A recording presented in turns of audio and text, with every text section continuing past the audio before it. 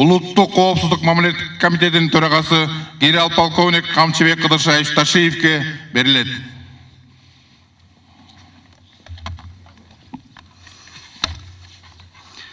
Саламатсыздарбы, урматтуу бүгүнкү жыйындын катышуучулары, урматтуу кесиптештер, урматтуу жергиликтүү бийлик органдары жана иш-чарага чакырылгандар. Жыл сайын ушул мезгилде жакшы үмүт менен жайкы туристтик сезонду ачып, коопсуздук шарттарын кеңири жеткирүүнү кадыресе салтка айлантканбыз. Бул саамалыкты улап, бүгүнкү гарнизондук бөлүштүрүү иш-чарасын өткөрүп жатабыз. Иш-чара өлкөбүздүк туристтик аймагы болгон Ысык Көл облусунда өткөрүлүп жатканы менен башка аймактарга да түздөн түз тиешелүү. Өлкөбүздүн коопсуз өнүгүшү жана тынчтыгы урматтуу президентибиз Жапаров Садыр Нуркожоевичтин жеке көзөмөлүндө турган эң маанилүү маселе экендигин белгилеп кетким келет. Андыктан Ички иштер министрлигинин Улан Омуканович баш болгон өздүк курамга ушул жерде катышып жаткан министрликтердин, жергиликтүү органдардын жетекчилерине, өлкө башчыбыз урматтуу Садыр Нуркожоевичтин жана жеке өзүмдүн атымдан терең ыраазычылык билдирем. Өзүбүздүн кооз жергебизде түзүлгөн туризм шарттары башка өлкөлөрдүкүнөн ашса-ашат, бирок кем калышпайт. Ошол себептен жагымдуу атмосферага кызыккан туристтердин агымы өсүп жатат. 7 миллиондон ашуун калкы бар өлкөбүзгө былтыр 9 миллионго чукул турист келсе, быйыл 10 миллиондон ашык турист келиши күтүлүүдө. Ошондуктан ар бир жергиликтүү жетекчи бул багытка каттуу көңүл буруп, бул тармакты негизги приоритети катары билиңиздер. Ички иштер министрлиги туристтик сезонго толугу менен даяр экендигин бүгүн мына көрүп чыктык. Өздүк курамдын формалуу кийиминен баштап, бодикамера, дрон, сууда жүрүүчү катерлерге чейин жаңы техникалар менен жабдылган кызматкерлер коопсуздукту камсыздашат. Эс алуучу аймактарда, коомдук жайларда, көчөлөрдө, трассаларда жана башка мерчемдүү участоктордо асмандан жана жерден көзөмөлдөө иштери жүргүзүлөт. Жакында эле урматтуу президентибиз Садыр Нуркожоевичтин жеке тапшырмасы менен бирдиктүү коопсуздук кызматы түзүлгөн. Өлкө башчыбыз өзүнүн фондунан 144 миллион сом бөлүп берген. Бул кызмат Ысык Көл облусунда бүгүнтөн баштап иштеп баштайт. Анын курамына өзгөчө кырдаалдар, транспорт жана коммуникациялар, саламаттыкты сактоо, жаратылыш ресурстары, экология жана техникалык көзөмөл министрликтери, Ысык Көл облусунун жергиликтүү бийлик органдары жооптуу болуп бекитилген. Ошол себептен баарыңыздар чогуу иш алып баруу максатында аталган министрликтердин жетекчилери иш-чарага катышып жатканыңыздарды көрүп турабыз. Ал эми Ички иштер министрлигине аталган кызматтын ишмердүүлүгүн координациялоо функциялары жүктөлдү. Буга байланыштуу Ички иштер министрлиги тарабынан 128 кызматкерден турган туристтик экологиялык батальон түзүлүп ишке кирди. Учурдан пайдаланып, урматтуу жергиликтүү тургундарга да кайрылып кетмекчимин. Туристтик сезон учурунда мыйзам жана тартип бузууларга жол бербей, укук бузууларга күбө болуңуздар. Милицияга күбө болсоңуздар, милицияга кабарлап турушуңуздарды өтүнөбүз. Меймандостукту көрсөтүүнү дагы унутпашыбыз керек. Урматтуу иш-чаранын катышуучулары, күнү-түнү талыкпас аракетти талап кылган кырдаалдарга, кыйынчылыктарга багынбастан ак ниет кызмат өтөңүздөр. Тек гана коопсуздук жумуштары менен чектелбестен, жарандар арасында адеп акылакты, адептүүлүктү жогорулатуу иштерин жүргүзүп, коопсуз жашоонун өзөгүн туюнтуу багытында жумуштарды алып барыңыздар. Быйылкы туристтик мезгилди ийгиликтүү өткөрөлү деген каалоо тилегимди айтмакчымын. Урматтуу бүгүнкү жыйындын катышуучулары, дагы бир жолу айтып кетейин, сезон башталаар алдында ушундай жыйындарды өткүзүп, элге журтка жарыяны кылып, баарына жеткизип турабыз маалыматты. Мына быйылкы жылкыбыз өзгөчө. Себеби урматтуу президентибиздин алдыбызга койгон талаптары күчөдү. Мына ачык айтыш керек. Себеби мына бир эле маселени айтайын, экология боюнча. Экология боюнча биз Кыргызстаныбыз жаратылышы өтө сонун, мындай бир жакшы экологиялык шарттар түзүлгөн өлкөбүз. Демек биз ушул шарттарды сактап калышыбыз керек. Бул бир эле Ысык Көл аймагында эмес, бул тарабын карасаң Нарын облусунда бүт туристтердин баардыгы тоо таштарда жүрүшөт, баардыгын карашып. Тиякта Жалал Абадты карасаң, Арсланбаб, Сарычелек, Баткенди карасаң, Айгүл таш тоолорунда, Ошко барсаң, Сулайман тоолорунун тегерегинде, мына Чүйдө болсо бүт мына Аларча жана башка капчыгайларда туристтерибиз толуп жүрөт. Таласка барсаң, Манас атабыздын күмбөзүнүн тегерегинде туристтер толуп жүрөт.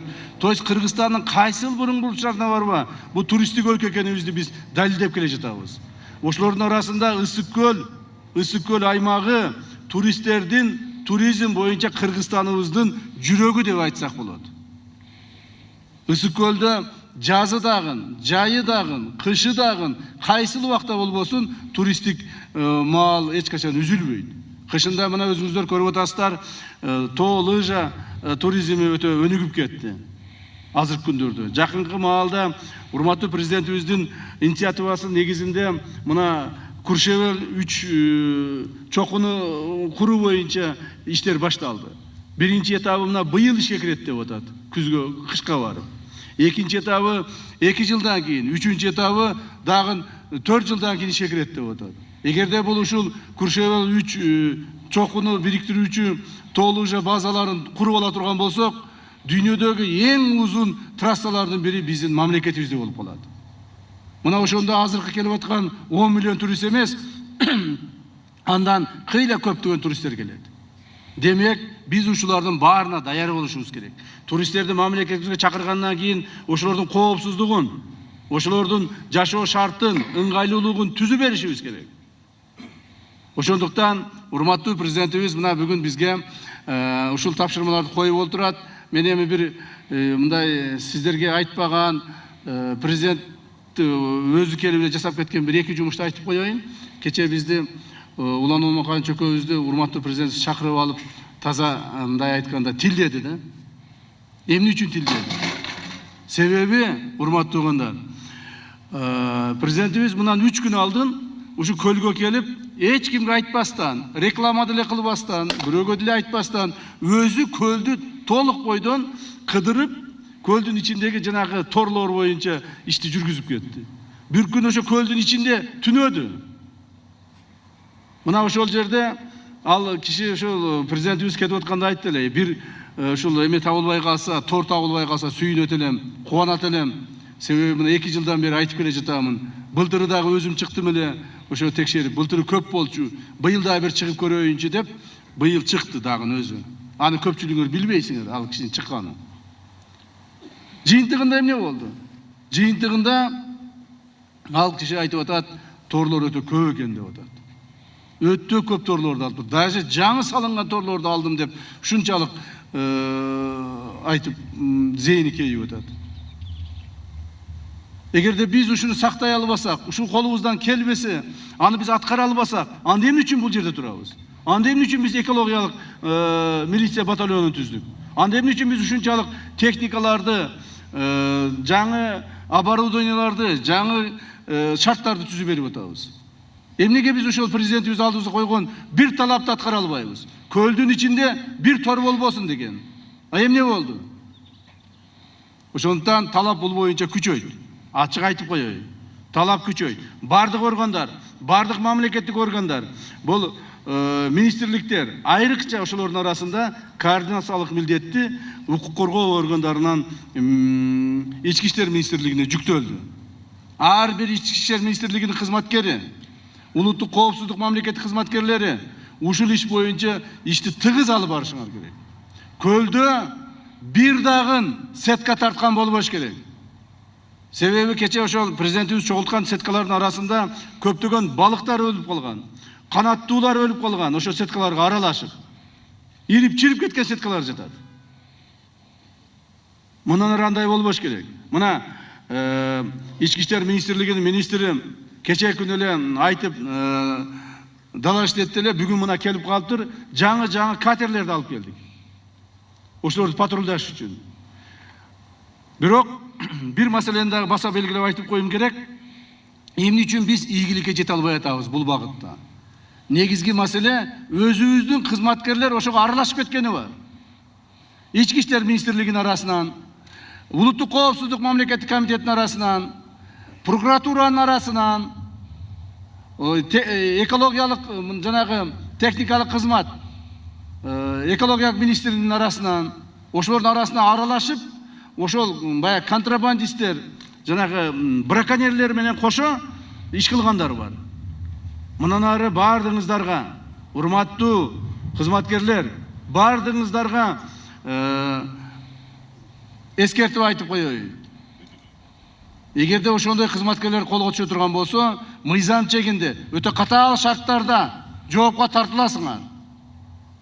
Эгерде браконьер болгуңар келсе, форманы чечип коюп боло бергиле. Көрөбүз анан кимдин жеңер экенин. Же браконьерлер жеңет, же биз жеңебиз. Андай болбош керек. Мына Үстүкөл жергесинде турабыз, өзүңүздөр жакшы билесиздер, урматтуу укук коргоо органынын кызматкерлери, урматтуу жергиликтүү бийликтин органын жетекчилери жана урматтуу жергиликтүү калк. Үстүкөл жергесинде көптөгөн жылдардан бери, ондогон жылдардан бери ушул жерде туристтик сезонду, такыр эле ушу туристтик маселенин бардыгын кимдер контролдоп турду эле? Кана ошол контролдоп турган бандиттер, уюшкан кылмыштуу топтун мүчөлөрү, уюштуу кылмышкан топтор, бандиттер, положенистер, смотрящийлер, вор закондор каякта азыр? Андайлар мындан ары болбойт. Мына ошондо дагы айтышкан, булар менен күрөшүш кыйын, буларды жеңиш кыйын деп. Буларды жеңдик, мындан ары да жеңебиз. Биздин Кыргызстаныбызда, биздин мамлекетибизде эч кандай уюшкан кылмыштуу топ деген болбош керек. Эси кайсыл бир жерде, кайсыл бир ошол уюшкан кылмыштуу топтун мүчөлөрү, бандиттер баш көтөрө турган болсо, мыйзамдын катаал шарттарында жазага тартышыбыз керек. Эч кандай аябоо деген болбойт. Аларга аралашып кеткен укук коргоо органдарынын, улуттук коопсуздук комитетинин кайсыл бир кызматкерлери болсо, кошо жоопко тартабыз. Мындан ары элибиз эң эркин, өзүнүн каалаган максатында мыйзамды бузбай, эң эркин жашоого мүмкүнчүлүк түзүлдү. Мына келген туристтерге, ушул жерде иштеген пансионаттын ээлери, жана башка туристтик борборлордун ээлерине бардыгына мүмкүнчүлүк түзүлдү. Иштесин, бизнесин кылсын, акчасын тапсын, мамлекетке налогун төлөсүн, спокойно жашасын. Вот и все. Биз ушул коопсуздукту камсыз кыла турган орган бизбиз силер менен. Ошондуктан бүгүнкү биздин жыйынды өтө олуттуу кабыл алышыңыздарды мен силерден суранамын. Мындан ары талаптар күчөйт. Баарыбыз ушул багытта көбүрөөк ишти жасайбыз. Айрыкча экологияны сактоо, жаратылышты коргоо, мамлекетибиздин ушул көздүн берметиндей болгон ысык көлүбүздү сактап, кийинки муундарга жакшынакай кылып өткүзүп берүү биздин ыйык милдеттерибиздин бири. Мына ушул милдеттерибизди аткарышыбыз керек. Мына бул жерде өтө тажрыйбалуу, көптөгөн жылдардан бери укук коргоо органдарында иштеп жүргөн, анын ичиндеги жакшы жамандын баарын билген урматтуу жетекчилер турасыңар. Кол алдыңардагы кызматкерлерге талапты күчөткүлөгүн. Эгер ошол талапка жооп бербеген кызматкерлер болсо, аларды тез арада иштен, жумуштан четтетиш керек. Президентибиз өткөн жылы милиция кызматкерлерине Улан Омукановичтин берген суроосунун негизинде, мына суранычынын негизинде 500 бирдик милиция кошуп бергенбиз. Алардын расходуна, аларга кеткен чыгымдарга карабастан. Быйылкы жыл президентибиз дагы чечим кабыл алды. Дагы 500 милицияны кошуп берип атабыз. Качан ушундай болду эле? Качан моундай техникалардын бардыгы жаркырап, жайнап, ушул элге кызмат кылабыз деп турду эле? Мына ушу техникалардын мындан бир 3 жыл алдын бирөөсү болгон эмес ушул жерде. Аркы машинелерден башкалары. Мына бардык шарттар түзүлдү. Айлык акы көтөрүлдү. Жанагы машина, оборудование бүт бардыгы менен камсыз болдуңар. Шарттар түзүлдү. Иштеш керек эми. Токи иштеш керек. Ошондуктан бул бир эле биздин укук коргоо органдарына кайрылуу эмес, ушул жерде болгон министрликтер, Бул өзгөчө кырдаалдар министрлиги, экология министрлиги, айрыкча ушул экологияны карай турган министрликтер. Так, жол транспорт министрликтери ушул маселеге көңүл бургула. Мына жол транспорт министрлиги боюнча айтып коеюн. Бул жерде министр турат, Мына министр турасыз. Угуп коюңуз. Сизге тапшырма берилген. 1-июнга чейин бүт жолду бүтүш боюнча. Мына мен азыр көрүп келатам, жолдун основной полотносу бүтүптүр, бирок чекелериндеги инфраструктура бүтпөптүр. Так, бордюрлар коюлган эмес, остановкалар курулган эмес, жанагы лотоктор коюлган эмес, тротуарлар бүткөн эмес. Эмне кылыш керек? Кандай чечим кабыл алыш керек? Значит, сиздин алдыңызга койгон тапшырма мына бүгүн 30 май 2 күн калды. 1-июнга чейин. Аткарылган эмес. Ошондуктан мен сизге дагы жаңы тапшырма коюп кетемин. Мындай орусча айтканда последний раз деп коет, кыргызча айтканда акыркы жолу эскертүүнүн негизинде. 1-июлга чейин бардык коюлган тапшырмалар аткарылыш керек. Уктуңузбу? Бардык тапшырмалар. 1-июлда туристтер келген маалда моундай бардак болбош керек. Тротуарлардын баары бүтүш керек. Остановкалардын баары бүтүш керек. Лотоктор коюлуш керек. Бардык жерге керектүү белгилер, жол белгилери коюлуш керек. Жана жакшынакай болуп туристтер өздөрүнүн дем алып кете турган убактысын дем алып кетиш керек. Ал эми биз болсо как раз ушу туристтер келген маалда тарактатып, чаңытып, ары түртүп, бери түртүп иштеп калабыз. Ошондой болбосун. Уктуңузбу? 1-июлга бардык жумуштар бүтсүн. Ошондо мен 30-июнда келип дагы караймын. Эгерде бүтпөсө, анда президентибиздин алдына мен өзүм сунушумду беремин сиз боюнча. Урматтуу жетекчилер, дагы бир жолу сиздерди бүгүнкү сезондун, то есть жайкы сезондун ачылышы менен куттуктап кетемин. Бирок жайкы сезонда биз көл сезонуна эле 2 айга даярданбашыбыз керек. Мына бул жерде азыр Улан Омканович көрсөтүп кетти. Кышкы сезонго кабыл алынган, кышкы сезон үчүн алынган техникаларды көрсөтүп кетти.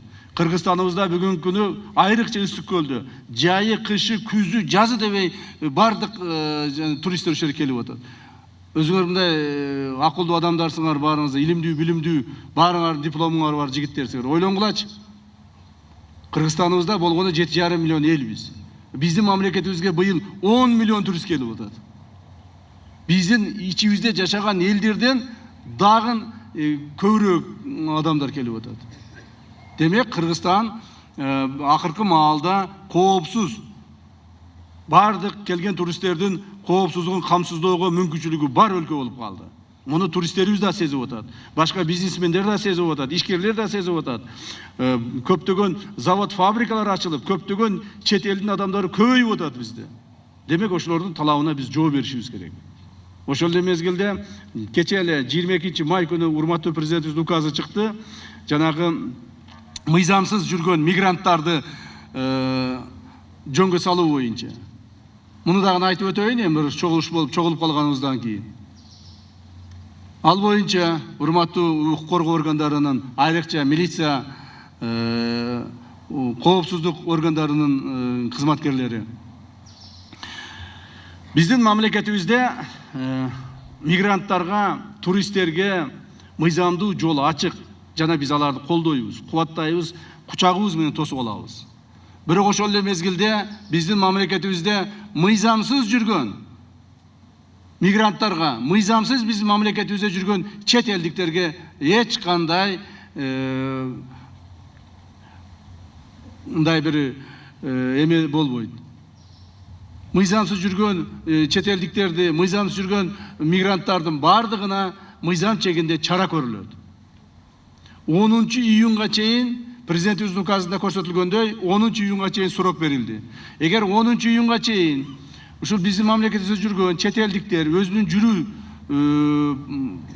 процессин, статусун мыйзамдаштырбай турган болсо, 10 июндан баштап алар боюнча чара көрүлө баштайт. Уктуңуздар да, айрыкча ошо ысык көл жергесинде дагы. Мына көлдүн жээгине өтө көптөгөн жанагыдай мыйзамсыз жүргөн мигранттар көбөйүп кетет. Аларга чара көрүшүбүз керек. Жана биздин мамлекетибиздеги, биздин улутубузга, коомубузга тийиштүү болгон адеп ахлакты сакташ керек. кээ бир жерде видеолорду көрүп калып атабыз. Кайсыл бир чет элдиктер келип алып туруп, көлүбүзгө түшүп самынданып жуунуп атат. Мына ушуларга жол бербешибиз керек. Тообузга чыгып алып туруп, бүт тоолорду булгап атат. Буларга жол бербешибиз керек. Ошондуктан мыйзамсыз жүргөн эмгек мигранттары, чет элдиктердин бардыгына чара көрөбүз. Бардыгын чыгарып депортация кылганга мурда күчүбүз жетпейт эле. Мурда акчабыз жок деп карап отурат элек. Азыр баарыбыз бар. Акчабыз да бар, күчүбүз да бар, баары жетет. Бир гана маселе ошо биздин кызматкерлердин иштөөсү. Ошондуктан баарыңыздарга ийгилик каалайм, рахматымды айтамын. Мындан ары дагы кылган ишиңиздерде ийгиликтер болсун. Мамлекетибизге берилгендик менен кызмат кылгыла. Берилгендик менен жөнөн жөн эле форманы кийип алып, жары басып, бери басып убакыт өткүзбөй. Мен сиздерге ишенемин. Ушул жерде турганыңыздардын бардыгыңыздар мамлекет үчүн деп, мамлекеттин кызыкчылык үчүн деп турган адамдарсыз деген ишеничтемин. Рахмат баарыңыздарга.